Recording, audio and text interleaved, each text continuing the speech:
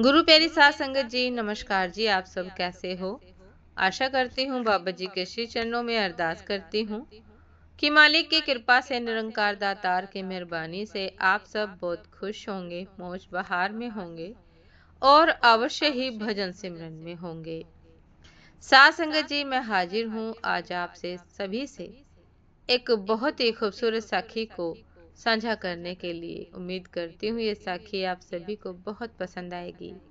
तो साथ संगत जी, चलिए आइए समय ना गवाते हुए साखी को आप सभी से साझा करते हैं जी। साथ संगत जी, एक राजा को राज करते हुए काफी समय हो गया था। उसके बाल भी सफेद होने लगे थे। एक दिन उसने अपने दरबार में उत्सव रखा और अपने मित्र देश के राजाओं को भी सादर आमंत्रित किया। वह अपने गुरुदेव को भी बुलाया। उत्सव को रोचक बनाने के लिए राज्य की सुप्रसिद्ध नर्तकी को भी बुलाया गया। राजा ने कुछ स्वर्ण मुद्राएं अपने गुरुजी को भी दी ताकि नर्तकी के अच्छे गीत व नृत्य पर वे भी उसे पुरस्कृत कर सके। सारी रात नृत्य चलता रहा। ब्रह्म मुहूर्त की बेला आई। नर्तकी ने देखा कि मेरा तबले वाला ऊँग रहा है और तबले वाले को सावधान करना जरूरी है, वरना राजा का क्या भरोसा दंड दे दे। तो उसको जगाने के लिए नर्तकी ने एक दोहा पढ़ा। घड़ी गई थोड़ी रही या में पल पल जाए, एक पलक के कारण यूं न कलंक लगाए।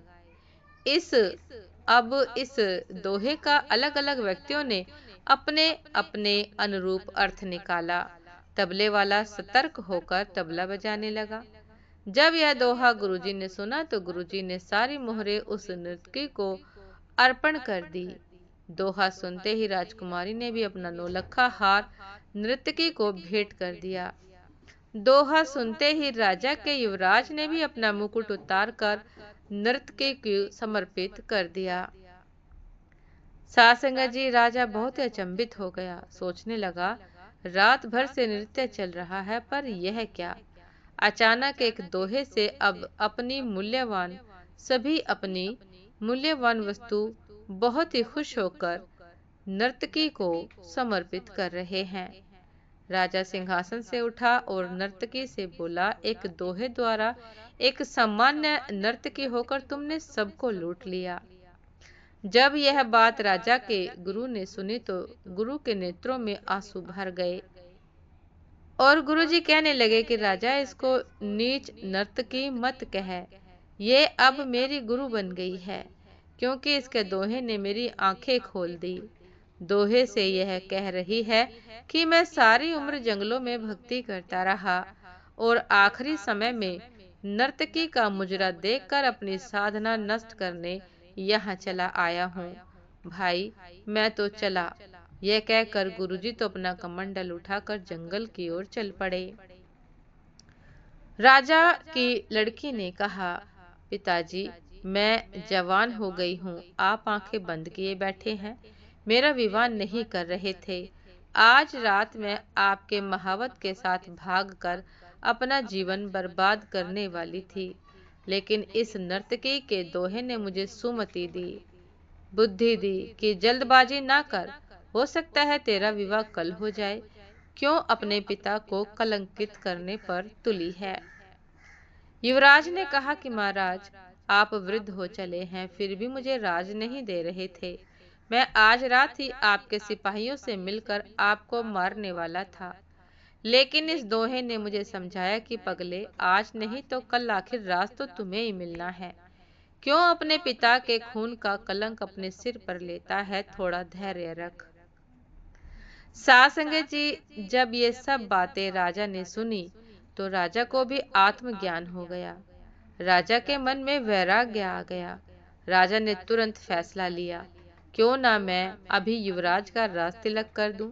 फिर क्या था, उसी समय राजा ने युवराज का राज तिलक किया और अपनी पुत्री को कहा, पुत्री, दरबार में एक से एक राजकुमार आए हुए हैं। तुम अपनी इच्छा से किसी भी राजकुमार के गले में वरमाला डालकर पति रूप में चुन सकती हो।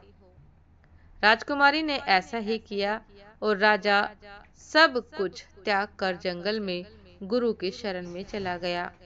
साथ संगत जी, यह सब देखकर नर्तकी ने सोचा, मेरे एक दोहे से इतने लोग सुधर गए, लेकिन मैं क्यों नहीं सुधर पाई। उसी समय नर्तकी ने भी वैराग्य आ गया, उसके भीतर भी वैराग्य जाग गया।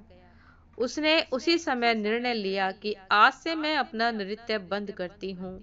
हे प्रभु, मेरे पापों से मुझे क्षमा करना, बस आज से मैं सिर्फ तेरा नाम सुमिरन करूं, ऐसी मुझे सद्बुद्धि देना। साथ संगत जी, ये थी आज की एक बहुत ही खूबसूरत साखी। उम्मीद करती हूँ ये साखी आप सभी को बहुत पसंद आई होगी। यदि पसंद आई हो साथ संगत जी, तो लाइक कमेंट शेयर करना न भूलिएगा। चैनल पर जो भी नए हैं, कृपा करके सब्सक्राइब कर लीजिएगा, ताकि चैनल पर मिलने वाली सभी शब्द साखियों की अपडेट आप सभी को समय पर मिलती रहे। साथ संगत जी, आप हमें इंस्टाग्राम पर भी फॉलो कर सकते हैं। इंस्टाग्राम का लिंक डिस्क्रिप्शन बॉक्स में दिया गया है। तो साथ संगत जी, दासी को भी आज्ञा दीजिए। आपसे फिर मुलाकात होती है एक नए शब्द साखी के साथ, एक नए खूबसूरत विचार के साथ। तब तक के लिए नमस्कार जी। सदा खुश रहिए, मुस्कुराते रहिए, भजन सिमरन अवश्य करते रहिए, और दासी से साखी को साझा करते हुए, आप सभी से साखी को साझा करते हुए, यदि कुछ गलती हो गई हो, त्रुटि हो गई हो, तो साथ संगत जी, दासी क्षमा प्रार्थी है जी। नमस्कार जी।